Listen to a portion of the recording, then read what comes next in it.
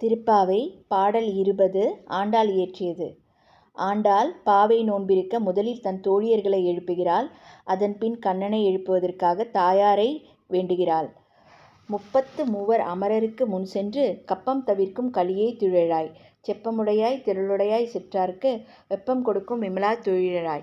செப்பென்ன மென்மூளை செவ்வாய் சிறுமருங்குல் நப்பினை நங்காய் திருவே துழாய். உக்கமும் தட்டொலியும் தந்துன் மணாளனை இப்பொழுதே எம்மை நீர் ஆட்டேலோர் எம்பாவாய்.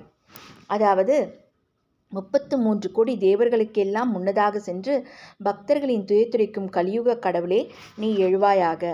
நேர்மையானவனே, ஆற்றல் மிக்கவனே, பகைவர்களுக்கு பயத்தை கொடுக்கும் தூயவனே நீ எழுவாயாக. பொற்கலசம் போன்ற மென்மையான ஸ்தனங்களும் பவளச் செவ்வாயும் சிற்றுடையும் கொண்ட நப்பின்னை பிராட்டியே லக்ஷ்மி தாயே எழுவாயாக.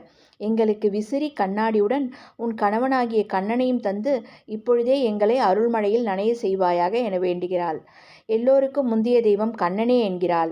கூப்பிட்டவுடன் வருவான் என்கிறாள் ஆண்டாள். இது உண்மைத்தானே?